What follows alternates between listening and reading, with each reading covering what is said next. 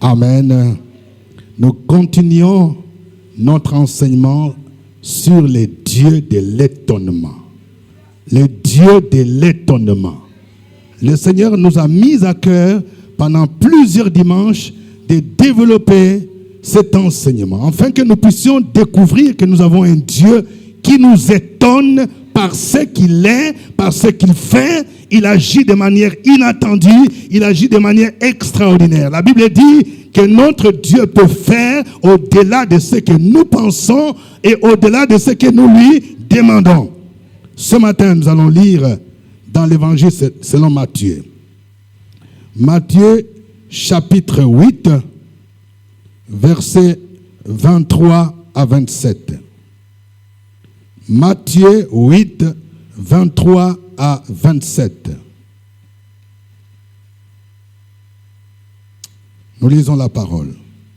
Il monta dans la barque et ses disciples le suivirent. Et voici, il s'éleva sur la mer une si grande tempête que la barque était couverte par les flots. Et lui, il dormait. Les disciples, s'étant approchés, le réveillèrent et dirent: Seigneur, sauve-nous, nous périssons. Il leur dit: pourquoi avez-vous peur, gens de peu de foi? Alors il se leva, menaça les vents et la mer, et il eut un grand calme. Ces hommes furent saisis d'étonnement. Quel est celui-ci, disait-il, à qui obéissent même les vents et la mer? Vous entendez la réaction des disciples? Ils vivaient avec Jésus, mais ils n'ont pas expérimenté une nouvelle dimension de ce que Jésus fait. Je vais dire à quelqu'un ce matin, le Dieu que je vous prêche, le Jésus que je vous prêche, il a plusieurs dimensions. Et il est capable d'agir au-delà même de ce que tu penses. Il va faire de grandes choses. Nous entrons dans une saison d'étonnement. Il y a des choses que le Seigneur veut faire qui vont t'étonner toi-même, qui vont étonner ton entourage, qui vont étonner même ceux qui te combattaient. Et tu seras capable de dire comme les disciples: mais qui est celui-ci à qui obéissent même les vents? Donc ils ne savaient pas que Jésus pouvait commander au vent et à la mer. Ils sont étonnés. Il est le Dieu de l'étonnement. Il est le Dieu qui nous surprend par ce qu'il fait. Nous allons voir dans ce passage 3 éléments importants. Nous verrons d'abord les disciples de Jésus face à la tempête. Face à la tempête. Ensuite, nous allons voir comment le Dieu de l'étonnement calme nos tempêtes. Et enfin, nous verrons quelle doit être notre attitude en tant que disciples de Jésus. Dans ce passage, Matthieu raconte l'un des miracles que Jésus a opéré. Il a calmé le vent et la tempête. Il a parlé à la mer. Il a parlé à la tempête. C'était une grande tempête. Et la manière dont Jésus a résolu les problèmes a étonné les disciples. Bien-aimés dans le Seigneur, nous verrons d'abord les disciples de Jésus face à l'étonnement. Ce passage nous montre que ceux qui ont expérimenté, cela était des disciples de Jésus. Quelqu'un dit les disciples. Le verset 23 dit: il monta dans la barque et ses disciples le suivirent. Il est important que nous puissions comprendre la signification du mot disciple. Dans nos églises sont remplies des adeptes. Souvent on est fier de dire: moi je suis de telle église, telle communauté, mon pasteur c'est ça. Mais il y a très peu qui sont des disciples de Jésus. Par définition, un disciple de Christ, c'est celui qui suit les enseignements de Jésus et qui les applique dans sa vie.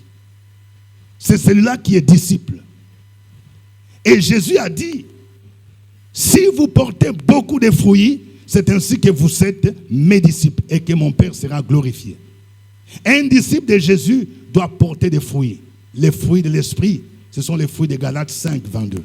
C'est l'amour, c'est la paix, c'est la joie, c'est la bonté, c'est la bénignité, c'est la douceur, c'est la patience, c'est la tempérance ou la maîtrise de soi. Disciple de Jésus. Et Jésus a dit, allez, faites de toutes les nations des disciples.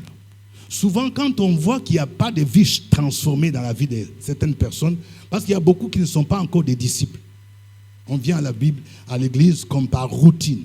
Ceux qui étaient là, on dit, il monta dans la barque et ses disciples les suivirent. Et je voudrais que nous puissions comprendre que pendant que nous suivons Jésus, il y a des tempêtes qui peuvent s'élever. La vie chrétienne n'est pas toujours une vie facile. Il y a des gens qui pensent que quand je suis Jésus, tout sera rose, c'est-à-dire je n'aurai aucun problème. Quand vous suivez Jésus, c'est là que le combat commence. Dis à ton voisin, les combats ne font que commencer. Il y a la tempête. Regardez bien, c'est l'évangile selon Marc qui rapporte la même histoire. La tempête s'est levée pendant qu'il traversait de l'autre bord. Jésus a dit, allons à l'autre bord. Ça veut dire quoi? Quand tu veux quitter d'une situation à une autre, par exemple, tu étais dans le célibat, c'est comme si tu étais dans l'autre bord. Mais quand Jésus veut t'amener de l'autre bord, c'est-à-dire du côté du mariage, la tempête va souffler. Ce ne sera pas facile. Lorsque tu étais dans le chômage, Jésus maintenant veut te faire passer de l'autre bord du travail, il y aura la tempête. La Bible nous dit, au verset 24, il s'éleva sur la mer une si grande tempête que la barque était couverte par les flots. Ce n'était pas une petite tempête, hein? Une grande tempête. Quand tu veux entrer dans une dimension de la bénédiction, il y aura la tempête, mon frère. Il y aura la tempête. Une grande tempête. Et la Bible nous dit que les flots commençaient à remplir la barque. Vous savez, quand on parle de tempête, là, je ne sais pas si nous réalisons. Essayez de, quand vous suivez les informations, on parle de cyclones. Les cyclones sont des tempêtes violentes, caractérisées par le vent avec des tourbillons. Et ça cause des dégâts énormes. Au mois de mai, là, tout récemment, vers la Tanzanie et le Kenya, si vous suivez les infos, il y avait les cyclones. Les cyclones ont des noms. Il y a des cyclones qui ont causé des dégâts terribles de ce côté-là. On appelle ça cyclone Idaya. Ça a détruit le Kenya, la Tanzanie, le 4 et le 5 mai 2024. Là. C'est une tempête tropicale. Ce sont ces cyclones qui provoquent des pluies diluviennes et qui causent des inondations et des débordements de cours d'eau. Le Bureau des Nations Unies, selon les rapports, a dénombré 637 000 déplacés. Bon, ce que nous, on a connu ici en Côte d'Ivoire, c'est rien. 637 000 déplacés et il y a 400 morts, selon les autorités tanzaniennes et kenyanes. Donc, c'est pour vous montrer une idée de ce qu'est le cyclone. Tempête, il y a tempête et tempête. Et pendant que Jésus était dans la barque, il s'est levé la tempête. Il y a des gens qui se posent la question, mais comment Jésus est là et puis il y a encore tempête? Oui, Jésus peut être là, mais il permet qu'il y ait des tempêtes. Les tempêtes symbolisent pour nous des situations difficiles, des épreuves. La tempête peut être la maladie. Il y a des moments dans la famille où on ne comprend pas. Ça commence par palu, Après paludisme, ça devient fièvre typhoïde. Après, ça devient, je ne sais pas, des migraines. Ça a commencé par papa, et puis maman, les enfants. Et puis, tout votre argent s'épuise par les consultations médicales. Ça peut être des tempêtes, une tempête qui souffle. Au point où, quand on manque des fois, on peut commencer à se poser la question, mais qu'est-ce qui arrive? Quelqu'un a dit, les grandes bénédictions sont précédées par des grandes épreuves. C'est-à-dire, quand vous voyez les tempêtes commencer à souffler là, ça veut dire qu'à l'horizon là, Dieu veut vous faire entrer dans une autre dimension de la bénédiction. C'est Jésus qui a dit aux disciples, allons à l'autre bord. Mais pendant qu'ils y allaient, il y a la tempête. Donc les disciples pouvaient commencer à dire, mais attends, donc c'était mieux de rester de l'autre côté. Tant que Jésus est dans la barque, la tempête peut s'élever, mais sache qu'il a le pouvoir de la calmer. Amen. Une grande tempête. La tempête, ça peut être la perte de notre chair. La perte de notre chair. Il y a des gens, parfois dans la famille, il y a des morts cycliques. Les années écoulées, on a été beaucoup éprouvés. Moi, dans ma famille, j'ai connu beaucoup d'épreuves l'année écoulée. Ce sont des tempêtes. Ça peut arriver dans la vie de quelqu'un qui suit Jésus. On t'annonce qu'il y a la mort de telle personne, après la mort d'un oncle, après la mort d'une petite sœur. Et vous posez la question, mais qu'est-ce qui se passe? C'est la tempête que nous devons affronter. Jésus est là, mais il y a la tempête. La tempête, ça peut être aussi des échecs aux examens et aux concours.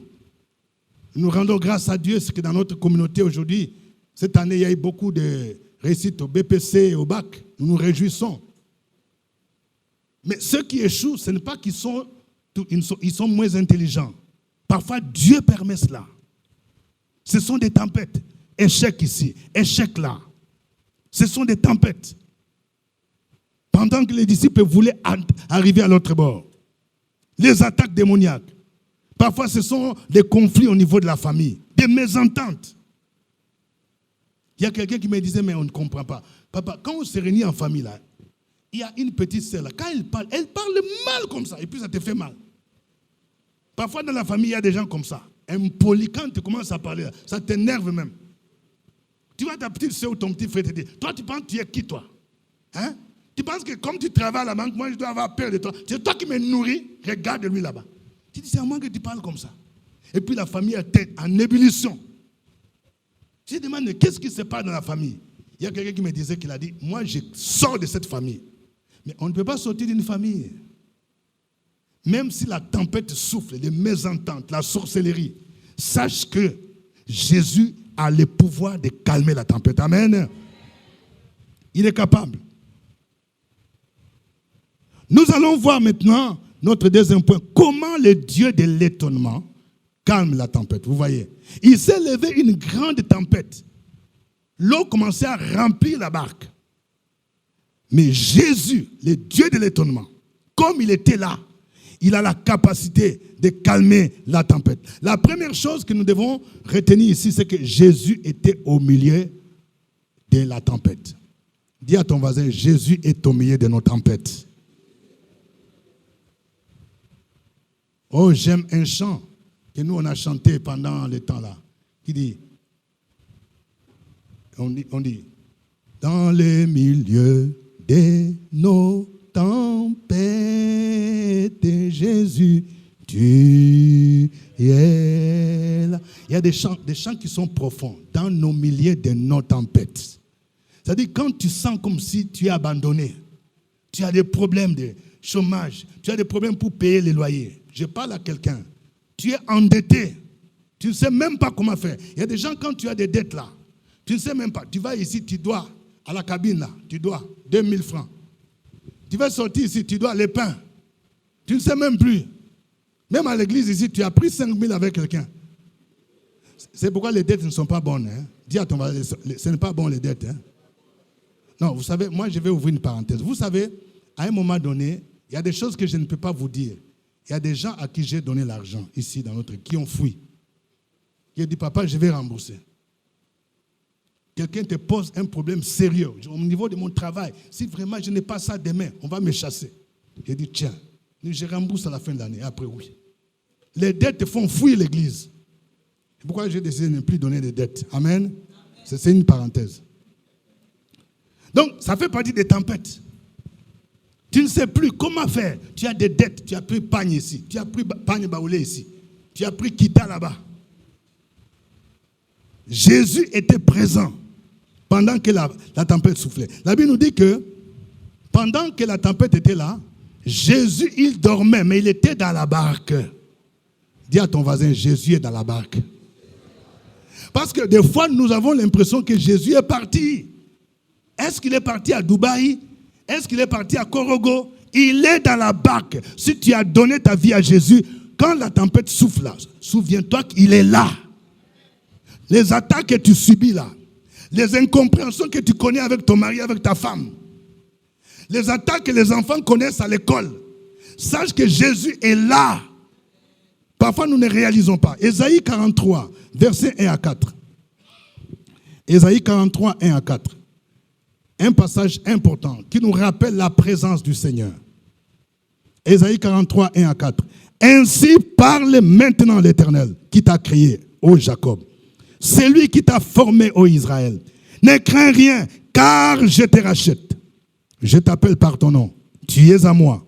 Si tu traverses les eaux, je serai avec toi. Et les fleuves, ils ne te submergeront point. Si tu marches dans le feu, tu ne te brûleras pas. Et la flamme ne t'embrasera pas. Car je suis l'Éternel ton Dieu, le Saint d'Israël, ton Sauveur. Je donne l'Égypte pour ta rançon, l'Éthiopie et Saba à ta place.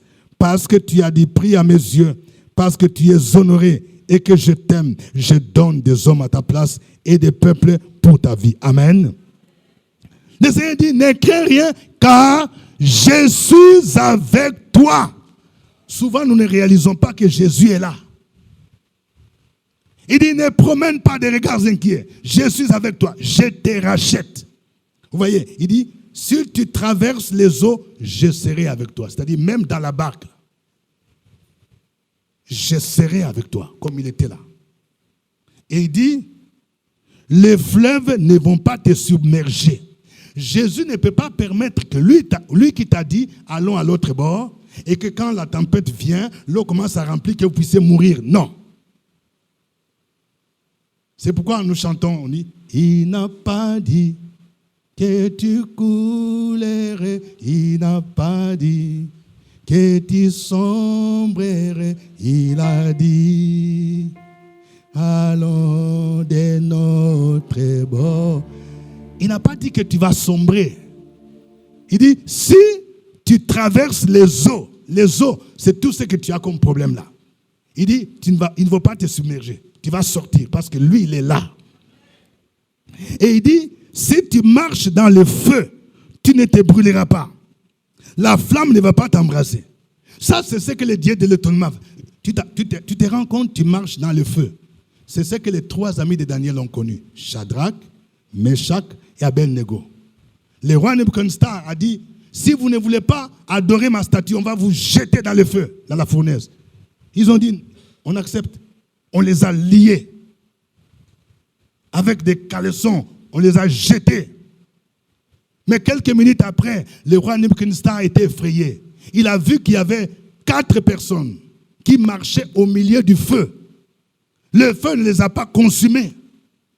Il y a des moments où le Seigneur permet des difficultés, où vos ennemis, ils se disent, avec ça, il est fini. Avec ce qui vient de se passer là, il est fini. Mais ils seront étonnés de voir que tu vas sortir indemne. Le Dieu de l'étonnement est présent au milieu de nos tempêtes. Nebuchadnezzar lui-même était étonné. Il dit, n'avons-nous pas jeté 3 personnes avec des liens? Pardon. Mais d'où vient que je vois qu'il y a 4 personnes? Et la figure de la 4e personne ressemble à celle des fils de Dieu. Tu es dans un moment difficile. Tu es hospitalisé avec un enfant. Les gens disent c'est fini. Mais même dans la chambre de l'hôpital, là, il est là. On a dit que ta femme va accoucher par césarienne. On dit que c'est risquant. Même dans la chambre, pendant qu'elle est en travail, Jésus est là. Il dit, même si tu marches par le feu, la flamme là ne va pas t'embraser. Les gens qui vont dire, bon, avec la flamme là, imaginez-vous la flamme, le feu était chauffé à 7 fois plus. Et puis quelqu'un, tu sors. La Bible nous dit que les 3 amis de Daniel, ils sont sortis. Le feu n'a eu aucun pouvoir. Même les cheveux n'étaient pas endommagés. Ça, c'est le Dieu de l'étonnement. Quelqu'un dit Dieu de l'étonnement. Il y a des choses que les gens font. J'ai l'habitude de dire, je ne sais pas si vous avez dans les familles, il y a des gens, quand ils viennent t'attaquer la nuit, là, souvent ils appellent le matin ou bien ils viennent vous rendre visite pour vérifier si la sorcellerie qu'ils ont fait là a marché. Souvent ça, il y a des gens qui appellent 6 heures, 7 heures. Allô? Oui, c'est moi, ta tante. Je veux savoir, ça va bien? Oui, ça va bien. Ça va vraiment bien? Aïe. Quelqu'un dit aïe. Souvent, ce sont les gens, il a fait sorcellerie, mais il veut vérifier si ça a marché. La Bible dit l'enchantement et la divination ne peuvent rien. Jésus était dans la barque.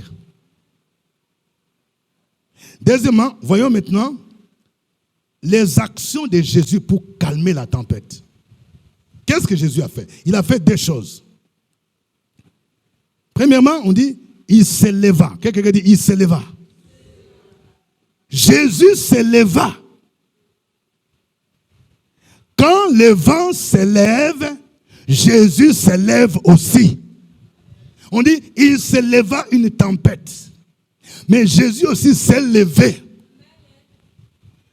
Quand la sorcellerie s'élève pour te combattre, Jésus va aussi se lever. C'est pourquoi nous devons avoir l'habitude de faire cette prière. Lève-toi, Seigneur. Quand ton Jésus va se lever, Job pouvait dire, je sais que mon Rédempteur est vivant. Il se lèvera. Il se lèvera le dernier. Quand on dit Jésus se lève, ça veut dire qu'il va faire quelque chose en ta faveur. Quand Jésus se lève, aucun démon ne peut résister. Quand Jésus se lève, le célibat ne peut plus résister. Quand Jésus se lève, Marie de nuit ne peut pas résister. Quand Jésus se lève, le chômage va fuir.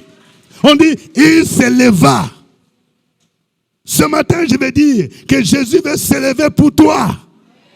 Il veut se lever pour agir en ta faveur, pour faire quelque chose qui va étonner. On dit, il se leva. Les enfants d'Israël avaient l'habitude de dire, lève-toi. Dans le psaume 68, verset 2, la Bible nous dit, Dieu se lève, et quoi? Ses ennemis se dispersent. Donc quand on dit Jésus se lève là, il y a des choses qui se font. Il ne peut pas se lever et puis il n'y a rien qui se passe. Quand il se lève, il y a quelque chose. Quand il se lève, les petits démons commencent à trembler. Quand il se lève, la tempête va reculer. On dit, il se leva. Deuxième action, on dit, il menaça. Quelqu'un dit, il menaça. Oh, j'aime bien le verbe.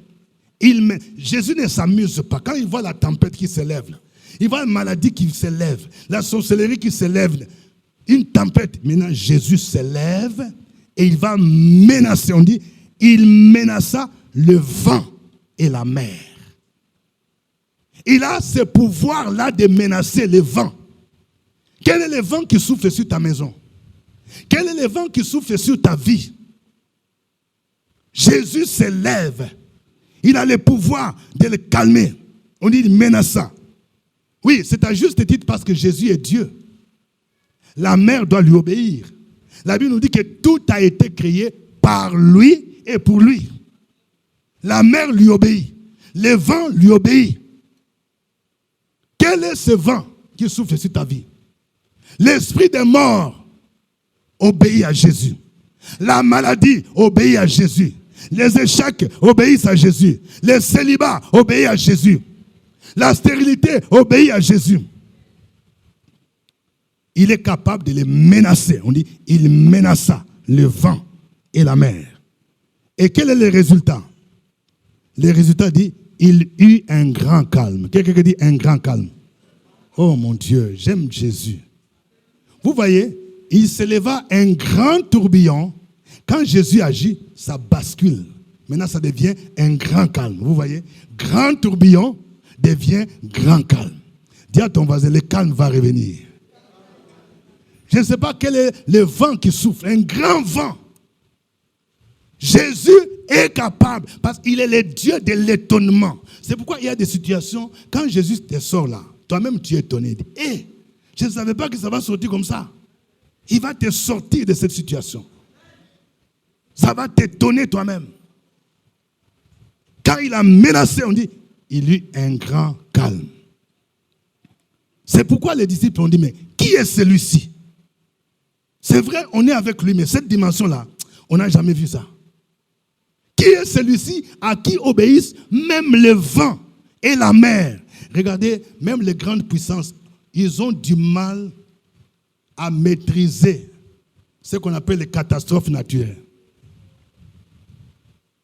Un jour, j'étais aux États-Unis, en Floride. J'ai vu ce qu'on vit. C'est vrai que ce n'est pas la même manière. Mais j'ai vu une pluie qui a coupé la route en deux. On ne pouvait plus passer. Aux États-Unis. Quand c'est comme ça, on cherche des hélicos, ainsi de suite. Ils sont incapables. Ils vont faire quoi? Comment vider l'eau là? Devant les catastrophes naturelles, même les grandes puissances, ils n'ont pas de solution. On vous dit c'est catastrophe naturelle. Mais Jésus, même devant catastrophe naturelle, Jésus parle. Et le vent lui obéit. Alors, quelle est cette situation que Jésus ne peut pas résoudre? Regardez bien. Nous sommes dans Matthieu chapitre 8. Pourquoi les disciples étaient étonnés? Dans Matthieu chapitre 8, il y a déjà 3 guérisons qui sont racontées. Du verset 1 au verset 4, on dit Jésus a guéri les lépreux. Il a trouvé un lépreux, on dit il s'est approché de lui, il a touché, et puis le lépreux était guéri. Les disciples ont dit, bon, le lépreux là, ça va. Le lépreux, il peut guérir. Et puis le même chapitre, du verset 5 au verset 13, il a guéri les serviteurs du centenier. C'est le centenier là qui a demandé à Jésus, viens guérir mon serviteur qui est malade. Et Jésus dit, je vais venir. Et puis le monsieur dit, je ne suis même pas digne que tu entres chez moi. Dis seulement une seule parole et mon serviteur sera guéri. Jésus a dit, quel est cet homme qui a une foi? Une foi qui croit que Jésus peut dire une parole. Vous savez, il y a beaucoup de gens qui pensent que la guérison vient toujours quand le pasteur te touche. Un jour, j'ai prié quelque part, et il y a une sœur là. Pendant la prière, on était en train de prier, de fermer les yeux. Et puis, je vois quelqu'un qui prend ma main comme ça. Et puis, elle met sur sa tête. J'ai dit, il faut laisser ma main. J'ai dit, imposition des mains, ça devient forcé. Quelqu'un qui dit imposition des mains, ce n'est pas forcé. C'est-à-dire, dans la mentalité de beaucoup de gens, là, il faut que les pasteurs te touchent. Voilà. C'est pourquoi il y a beaucoup de gens qui aiment acheter de l'huile. Moi, je ne vois pas où les bouteilles d'huile là. Vous m'avez déjà vu vendre des bouteilles d'huile. Mais il y a des gens, même quand je suis parti à Paris, les gens disent qu'il y a des gens qui partent à Paris là, avec bouteilles d'huile. On met 100 euros, 65 000. Ils disent ça, les gens aiment ça. Ils achètent beaucoup. Dans le cas de ces serviteurs-là, Jésus n'a même pas touché quelqu'un. Il y a des moments où il peut toucher, il y a des moments où il ne touche pas. Il dit seulement, va, qu'il te soit fait selon ta foi. Et la personne malade était au loin. Et le patron voit qu'il trouve que la personne est guérie. Frères et sœurs, le Dieu de l'étonnement, tu peux être ici, pendant que nous sommes là. Tu as la foi, tu es en train de prier pour un parent qui est malade, qui est à Yamoussoukro, qui est resté à Yopougon. Et la puissance de Dieu le touche là-bas. Jésus déclare la parole. Et sa parole traverse. Ça va jusqu'à Yopougon. Ça va jusqu'à Dabou. C'est pourquoi cet homme a dit, dis une seule parole. Et mon serviteur sera guéri. Toujours dans chapitre 8 là. Quand vous continuez, vous allez voir chapitre 8, 14 à 17. Il a guéri la belle-mère de Pierre. La belle-mère de Pierre était malade. On dit Jésus la toucha. Lorsqu'il la toucha, la fièvre la quitta. Bon, les disciples ont vu les 3 récits. Guérir les lépreux. Il dit oui, Jésus a la puissance de guérir la maladie. Bon, il a guéri les serviteurs là. Il a guéri quelqu'un qui avait fièvre. Fièvre là, bon. Même quand on prend paracétamol là, ça peut baisser. Mais le vent, ils ont dit, est-ce que le vent là, vraiment, Jésus peut faire quelque chose? Parce que le vent là, c'est terrible. Cyclone. Mais quand ils ont vu Jésus se lever, ils menacent le vent. Et puis, le calme revient. Il dit, po. Qui est celui-ci? Frères et sœurs, Jésus va faire quelque chose qui va t'étonner. Il agit parfois de manière inattendue. Il agit au-delà de ce que nous pensons, au-delà de ce que nous lui demandons. Parfois même les hommes nous étonnent. Vous savez, quand à l'époque, je suis parti ouvrir la station de fréquence vie à Mans, on avait pris une autorité comme parrain. Alors il m'a dit, mon monsieur le directeur, quels sont vos besoins? Je lui ai dit, bon, on a besoin d'un ordinateur pour commencer à diffuser. Bon, les loyers coûtaient tel montant.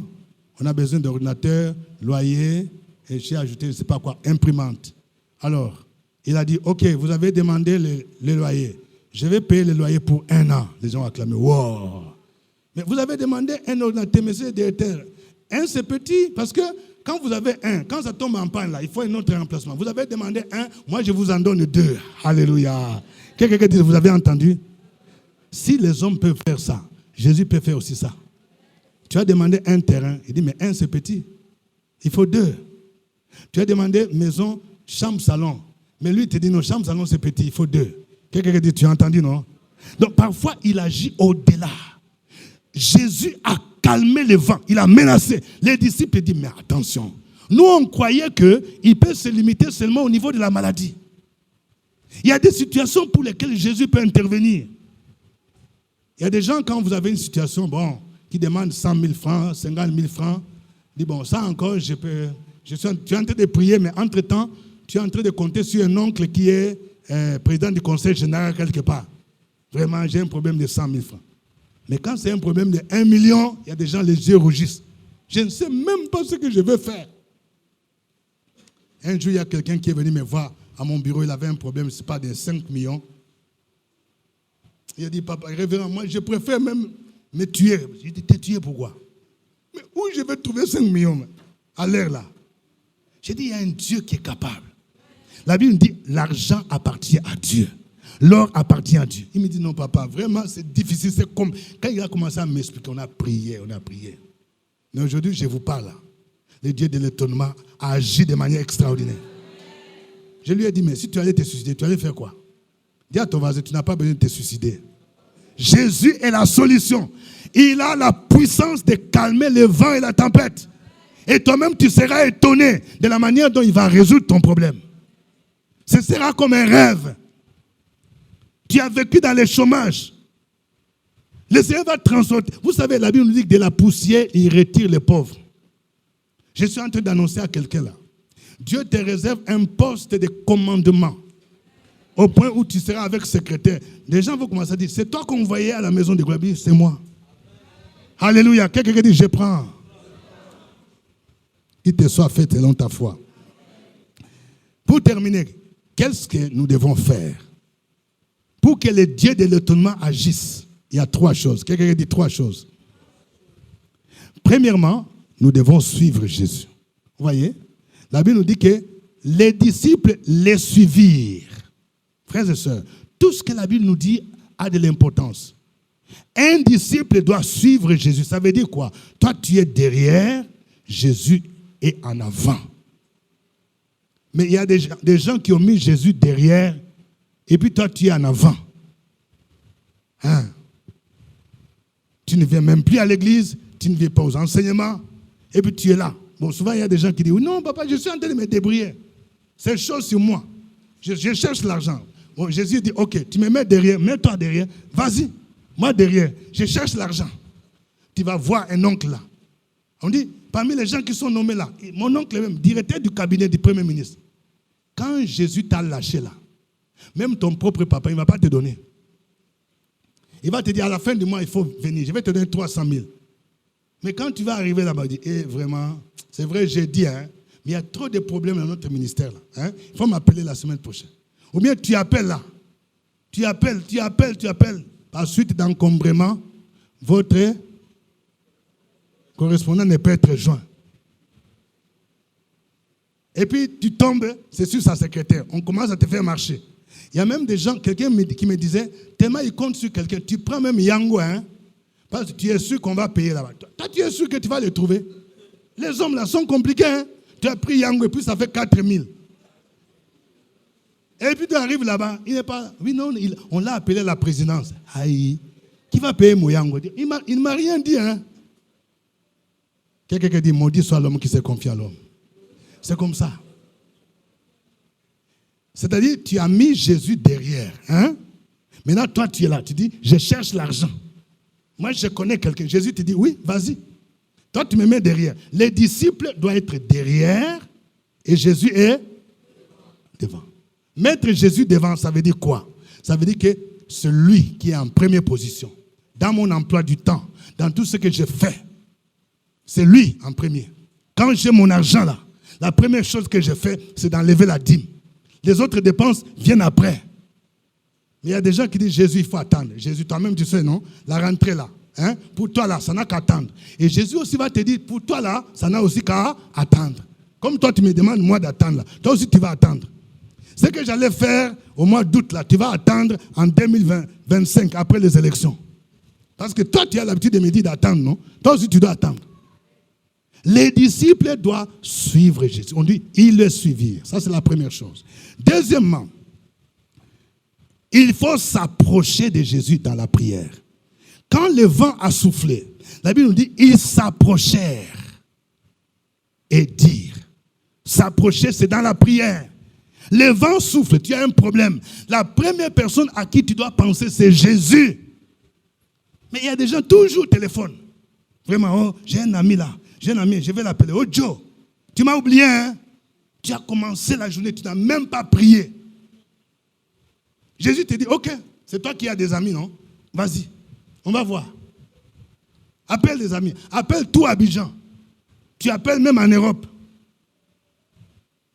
Et puis tu n'auras pas de solution. On dit, ils s'approchèrent. Quelqu'un dit, ils s'approchèrent. Approche-toi de Jésus dans la prière. Quand tu as un problème, c'est lui d'abord. Il faut former les 333. C'est ça le numéro du ciel. Quelqu'un dit 333. Jérémie 33, 3. Invoque-moi, je te répondrai. Je t'annoncerai de grandes choses. C'est ça les 333, les directs. Ils s'approchèrent et ils ont dit à Jésus, sauve-nous, nous périssons. Vous voyez, la prière précise. Tu as un problème, tu dis à Jésus, voici mon problème. Interviens, il y a une tempête. Voici mon problème. C'est ça ce que nous devons faire. C'est pourquoi les moments de prière que nous instaurons sont importants. La chambre haute. C'est dans la prière que le Dieu de l'étonnement nous visite et débloque des situations. Et troisièmement, nous devons bannir des choses. Nous devons bannir la peur et nous devons bannir l'incrédulité. Quand Jésus a menacé les vents, il se tourne vers eux et dit, pourquoi avez-vous peur? Souvent, il y a des gens, vous paniquez. Vous paniquez. Vous paniquez devant les diagnostics. Les médecins là ne sont pas bons, hein? Excusez-moi les médecins. Quand je dis qu'ils ne sont pas bons, ce n'est pas qu'ils ne sont pas. Mais parfois, ils donnent les diagnostics terribles. Hein? Il y a un frère qui me disait, il est parti accompagner quelqu'un d'autre à l'hôpital. Il dit, bon, j'ai rendez-vous avec mon médecin. Lui, il était bien en bonne santé. Il a dit, bon, je vais t'accompagner. Ils sont partis, je ne sais pas, avec la voiture. Et pendant qu'il était là, bon, l'autre est parti, je ne sais pas, c'est l'ophtalmologue. Et puis, bon, lui qui était bon, bien portant. Et puis le médecin dit, bon, toi aussi, tu peux aussi faire, je vois que tu portes des lunettes, non? Bon, tu peux aussi faire, on ne sait jamais, tu peux aussi faire les examens. Bon, il a dit, bon, ok.